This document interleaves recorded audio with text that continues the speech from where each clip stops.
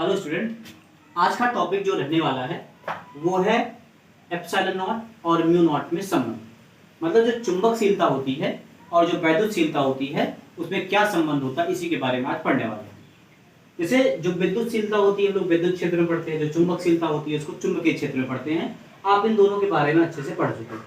जैसे आपको हमने कल ही बताया था कि जो एप्सिलॉन नॉट होता है वो होता है वैद्युतशीलता, जो म्यू नॉट होता है वो होता है चुंबकशीलता, और इसकी वैल्यू होती है 10⁻⁷ और इसकी वैल्यू होती है 8.85 × 10⁻⁻12।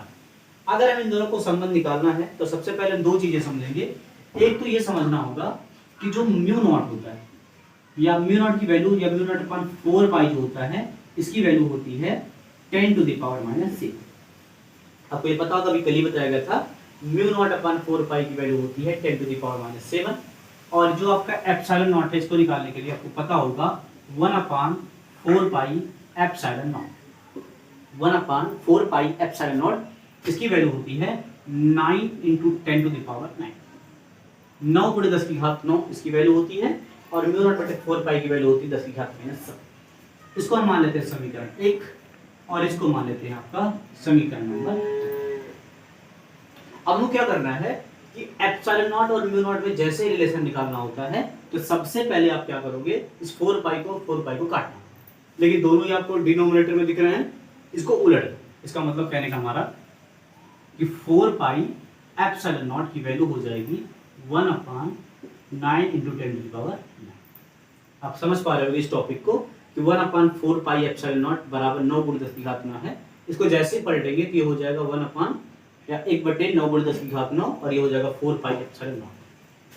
इसको मान लेते हैं लोग समीकरण 1 और समीकरण 1 और समीकरण 2 का गुणा कर देते हैं। तो यहाँ पर लिखेंगे समीकरण 1 तथा समीकरण 2 को के दोनों पक्षों का गुणा करने। आप देखोगे समीकरण 1 और समीकरण 2 के दोनों पक्षों का गुणा करने के लिए आपको दिखेगा 4 pi epsilon not into mu naught upon 4 और ये जो वैल्यू आएगी होगी 10⁻⁷ अपॉन 9 × 10⁻⁹। 4 पाई से 4 पाई कैंसिल होगा, जो आपकी वैल्यू मिलेगी वही मिलेगी mu not into epsilon not. इसी का मान हमको निकालना है, mu not into epsilon not. 10⁻⁷ को नीचे लाएंगे तो ये हो जाएगा 1/9 × 10⁻9 और 7 मिलके हो गया 16। इसको लिखने के लिए mu not into epsilon not, इसको हम लिख सकते हैं 1/3 × 10⁸ का स्क्वायर। और 3 × 10⁸ जो होता है वो प्रकाश की चाल होती है, जिसको हम लोग लिखेंगे c। तो c से होता है प्रकाश की चाल, mu not into epsilon not equal to 1/c²। तो c बराबर क्या हो जाएगा, c बराबर हो जाएगा 1/√म्यू नॉट इंटू एप्सिलॉन नॉट। तो आपसे अगर पूछा जाए कि c या कह सकते हो म्यू नॉट और एप्सिलॉन नॉट में क्या संबंध होता है, तो संबंध होता है c बराबर 1/√म्यू नॉट इंटू एप्सिलॉन नॉट। आप देख सकते हो कि c² इधर स्क्वायर है, इधर जाएगा रूट हो जाएगा और c इसके स्थान पे आएगा तो म्यू नॉट एप्सिलॉन नॉट इसके स्थान पे चला जाएगा। तो यही संबंध होता है, म्यू नॉट और एप्सिलॉन नॉट में संबंध होता है। ये आपके पेपर के लिए बहुत ज्यादा इंपॉर्टेंट टॉपिक है, इसको आप लोग अच्छे से रिवाइज कर लेना। परिमित लंबाई के सीधे तार के कारण चुंबकीय क्षेत्र की तीव्रता है। आपको इस क्वेश्चन को ध्यान से पढ़ना होगा कि एक्चुअली में पूछा गया। आप देख रहे हो कि चुंबकीय क्षेत्र की तीव्रता निकालना है, इसका मतलब आप समझ पा रहे हो कि बी का मान निकालना है और किसके कारण निकालना है। तो एक तार है जो सीधा तार है, उसकी लंबाई फिक्स है। जैसे अगर मान लेते हैं कि हमारे पास एक तार है जिसकी लंबाई है परिमित मतलब फिक्स है, फाइनाइट है, और एक सीधा तार है। इसके कारण किसी एक बिंदु पर, जैसे मान लेते हैं यहाँ पर एक बिंदु लेते हैं, आप कहीं भी यहाँ से लेके कहीं भी ले सकते हो, जरूरत नहीं कि बीच हो, आप कहीं पर भी एक बिंदु ले सकते हो और हम इस बिंदु का नाम लेते हैं P। और हमको निकालना है कि इस तार के कारण इस बिंदु P पर चुंबकीय क्षेत्र की तीव्रता B कितनी मिलेगी। आपको क्वेश्चन समझ आ गया होगा कि परिमित लंबाई का सीधा तार है, इसके कारण चुंबकीय क्षेत्र की तीव्रता क्या होगी। तो आपको एक तार दिख रहा होगा और इसकी कुछ दूरी पर और ये हम मान लेते हैं कोई दूरी, मान लो आप, हम मान लेते हैं ए दूरी, मान लेते हैं इस बिंदु से इस बिंदु P की दूरी कितनी है, ए। और आप देखोगे कि अगर हमको इस बिंदु से और इस बिंदु से सारे एलिमेंट कवर करने हैं तो आप इसको P से मिला दो और इसको भी P से मिला दो। आप देख पा रहे होंगे कि जो बिंदु आपको दिख रहा है, ये जो आपको बिंदु P दिख रहा है, आप पहले करोगे इसको P से मिला दोगे यहाँ पर और यहाँ, इसकी दूरी क्या है, P। ये वाला जो कोण दिख रहा होगा, इस वाले कोण को मान लेते हैं φ2, और ये वाला जो कोण दिख रहा है इसको मान लेते हैं φ1। आप किसी को भी φ2 मानो, किसी को φ1 मानो, बस हमको ये बताना है कि जैसे ही इस दोनों लाइन को हम मिलाते हैं तो आप देखोगे एक कोण इसका φ1 हो गया और दूसरा कोण इसका φ2। तो अभी तक आप दो चीजें समझ पाए होंगे, एक तार है, उससे ए दूरी पर एक बिंदु P है, इस बिंदु से इसके दोनों सिरों को हम मिलाते हैं क्योंकि ये परिमित लंबाई का है, तुमको पता है कि इसकी लंबाई कितनी है। अब देखो क्या करना होगा, ध्यान से समझना सब लोग। जैसे जैसे हम इस तार को ऐसे आते जाएंगे और φ2 का मान धीरे धीरे कम करते जाएंगे, जैसे φ2 का मान थोड़ा सा कम करेंगे तो इसका ये वाला एलिमेंट मिल जाएगा, ऐसे धीरे धीरे करते करते इस पॉइंट के सभी एलिमेंट यहाँ तक मिल जाएंगे। जैसे φ1 का मान बढ़ाते जाएंगे तो इसके सारे एलिमेंट कवर होते जाएंगे। आप देखोगे यहाँ से लेके यहाँ तक सारे एलिमेंट कवर करने के लिए हमको φ2 से -φ1 चलना होगा या -φ2 से +φ2 चलना होगा। इसमें आप समझ पा रहे होगे कि ये जो बिंदु देख रहे होगे, इससे L दूरी पर एक हम दूरी लेते हैं L, और L दूरी पर एक बिंदु लेते हैं यहाँ, L दूरी पर एक बिंदु लेते हैं और इस बिंदु की दूरी मान लेते हैं R। ऐसा क्यों करते हैं, ऐसा आप समझोगे कि हमको, जैसे बायोसेवर्ट ने बताया था कि अगर हमको यहाँ पर चुंबकीय क्षेत्र की तीव्रता चाहिए, जैसे कल की क्लास में पढ़े थे कि यहाँ से चुंबकीय क्षेत्र की तीव्रता चाहिए, तो आपको एक दूरी या डीएल दूरी लेनी होगी, जहां से ये दूरी कितनी होगी, आर होगी, और ये वाला कोण क्या होगा, हम मान लेते हैं थीटा। ये वाला कोण मान लेते हैं थीटा। ध्यान से सभी लोग समझना, अगर ये फिगर समझ आ गया तो डेरिवेशन ज्यादा कठिन नहीं है। ये वाला कोण φ2 है, ये वाला कोण φ1 है, और जो आर दूरी ली गई ये वाला कोण क्या है, थीटा है। ये ए है, ये आर है और ये एल है। ये वाला कोण हो गया 90, तो ये वाला कोण कितना होगा, आप समझ पा रहे हो। अगर एक कोण थीटा है, एक कोण 90 है, तो अगला कोण क्या हो जाएगा, तीनों कोणों का योगफल 180 अंश होना चाहिए। ये हो गया 90 और ये हो गया थीटा, तो इस वाले कोण का मान क्या हो जाएगा, 90 माइनस थीटा। ये वाला कोण क्या हो गया, 90 माइनस थीटा। लगभग फिगर कंप्लीट हो चुका है, अगर आपको कोई जरूरत होगी तो देखते हैं आगे। यहाँ पर 90 माइनस थीटा हो गया। अगर हमको चाहिए डीबी, डीबी का मान चाहिए, तो आप देखोगे डीबी बराबर होता है μ0/4 pi I DL sine theta बटे आर स्क्वायर। ये वाला फार्मूला कहाँ से आया था, ध्यान से समझना। जैसे ये तार था, यहाँ से आर दूरी पर ये बिंदु पी था, ये कोण थीटा था, ये भाग डीएल था, इसके लिए कोण निकला था थीटा। तो आप देख पा रहे होगे आर और डीएल के बीच का कोण क्या है, थीटा। सेम इसी प्रकार यहाँ पर देखो आर और एल के बीच का कोण 90 माइनस थीटा है, तो इस थीटा की जगह पर आपको समझ आ रहा होगा कि थीटा की जगह पर हो जाएगा 90 माइनस थीटा। जो भी फार्मूला यहाँ लिखा गया था वो इस फिगर के लिए लिखा गया था कि जब यहाँ पर कोण थीटा होता है एल और डी आर के बीच। लेकिन यहाँ पर आप कोण देख रहे हो कि 90 माइनस थीटा हो गया है, इसीलिए यहाँ पर ले लिया गया साइन 90 माइनस थीटा। और आप सभी को पता है साइन 90 माइनस थीटा क्या होता है, कॉस थीटा होता है। यहाँ पर सॉल्व करते हैं अगली लाइन में, dv is equal to μ0/4 pi I DL cos theta upon R square. तो हमको क्या क्या वैल्यू निकालना समझना, हमको डीबी का इंटीग्रेशन करना है, क्योंकि हमको सिर्फ इतना नहीं चाहिए, हमको पूरे तार का चाहिए, पूरी परिमित लंबाई का जो सीधा तार है उसके लिए चुंबकीय क्षेत्र की तीव्रता बी कितनी मिलेगी, क्योंकि परिमित लंबाई के सीधे तार के कारण चुंबकीय क्षेत्र की तीव्रता निकालना है। इसके लिए क्या करना होगा, ध्यान से समझना। हमको डीबी का इंटीग्रेशन जैसे करेंगे तो बी मिल जाएगा, यहाँ पर हमको डीएल चाहिए और आर का मान चाहिए। तो आप देखोगे आर की वैल्यू निकालना है और डीएल का मान निकालना है, तो इसको हम दो काम कर लेंगे, यहाँ और यहाँ। एक निकाल लेते हैं हम लोग कॉस थीटा। कॉस थीटा बराबर, मतलब थीटा ये है आधार बटे कर्ण, आधार है ए और कर्ण है आपका आर। कर्ण कितना है, आर। तो आर इज इक्वल टू हो जाएगा ए अपॉन कॉस थीटा। आपका एक क्वेश्चन हो गया, इसको क्वेश्चन 1 मान लेते हैं। आर की वैल्यू आ गई ए बटे कॉस थीटा, तो यहाँ पर जो आर दिख रहा है इसकी जगह पर हो जाएगा ए बटे कॉस थीटा। और एक बात यहाँ पर देखो, ये जो आई का मान है इसका मतलब ये इसमें धारा का भी प्रवाह हो रहा है, ये छूट गया आई।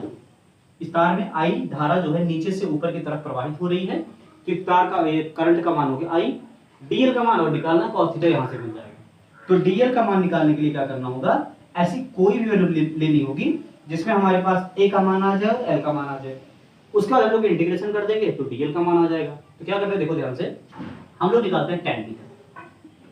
tan थीटा बराबर होता है लंब बटे आधार, ये है थीटा, तो थीटा के सामने लंब हो गया l और आधार क्या हो गया a हो गया। tan थीटा बराबर हो जाएगा l बटा a।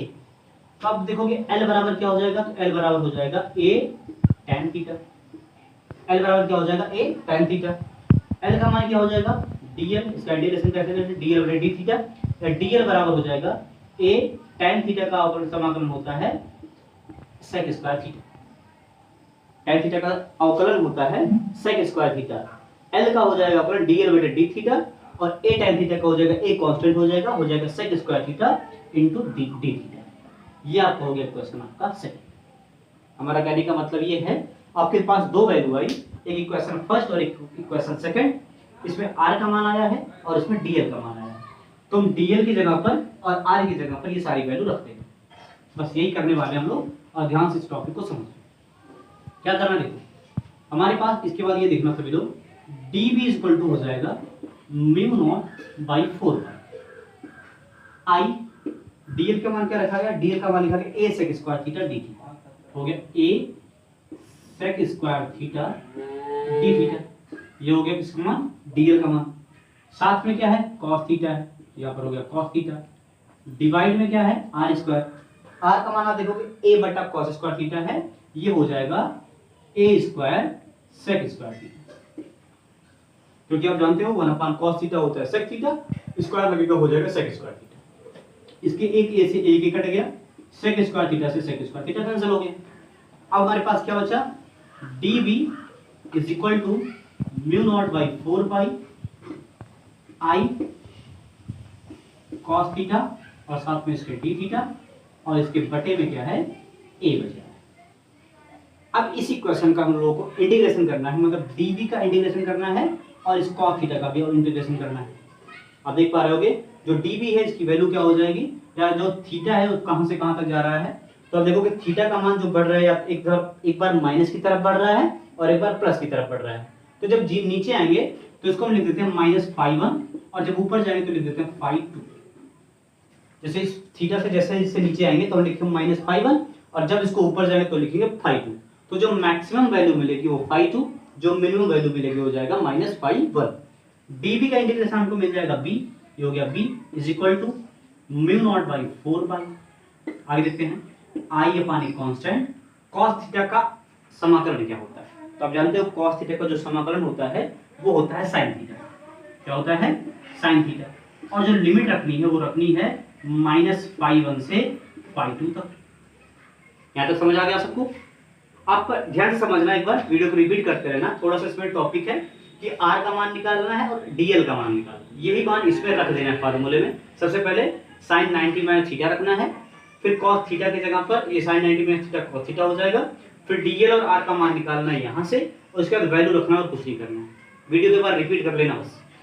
b इक्वल टू क्या हो जाएगा, b बराबर हो जाएगा म्यू नॉट बाई 4 पाई आई बटा a इंटू थीटा की जगह पर अगर मैक्सिमम वैल्यू हो जाएगा sin φ2, और माइनस लगाना है, उसके बाद हो जाएगा sin -φ1। कहने का मतलब ये है कि थीटा के जगह पर एक बार मैक्सिमम वैल्यू रखना है जो φ2 रखेंगे, और एक बार मिनिमम वैल्यू रखना है थीटा की जगह पर हो जाएगा -φ1। और आप जानते हो sin माइनस थीटा क्या होता है, माइनस sin थीटा, कि जो वैल्यू आप देख रहे हो sin -φ1 ये हो जाएगा प्लस φ1। इसका मतलब b बराबर हो जाएगा म्यू नॉट बाई 4 पाई आई बटा a sin φ1 और प्लस sin φ2। जो वैल्यू माइनस देख रहे थे ये वैल्यू आ गई प्लस, और यही आपका डेरिवेशन। इसका मतलब होता है टेस्ला, b बराबर म्यू नॉट बटे 4 pi I upon A sin φ1 plus sin φ2।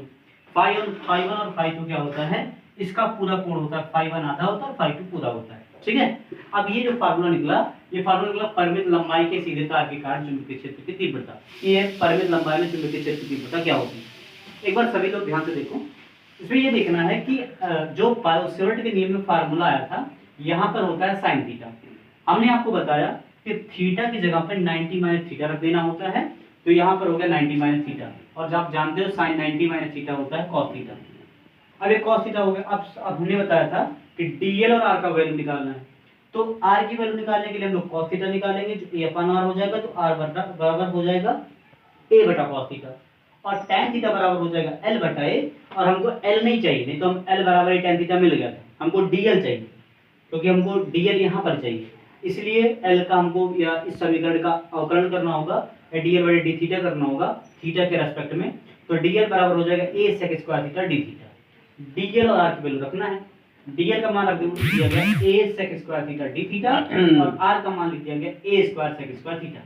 a से a कैंसिल हुआ, sec स्क्वायर थीटा से sec स्क्वायर थीटा कैंसिल हुआ, यहाँ पर बचा cos theta d theta, cos theta का समाकलन हो गया sin थीटा, sin थीटा में थीटा की वैल्यू फाई 2 से फाई 1 रखनी है, क्या होगा फाई 2 से फाई माइनस फाई 1, और माइनस साइन माइनस थीटा होता है माइनस साइन थीटा, तो माइनस और माइनस हो गया प्लस, इसलिए b बराबर म्यू नॉट बटे 4 पाई i बटा a sin phi 1 plus sin phi 2।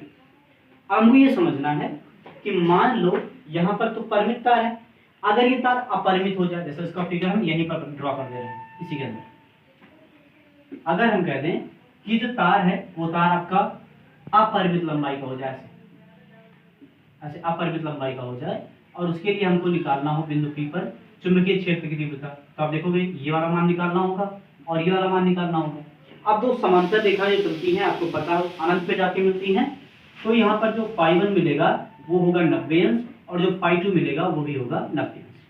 कहने का मतलब ये हमारे कि फाई 1 और फाई 2 की जगह पर हमको 90 अंश रखने से हमको अपरिमित लंबाई का तार मिल जाएगा, या अपरिमित लंबाई के सीधे तार के कारण चुंबकीय क्षेत्र की तीव्रता मिल जाएगी।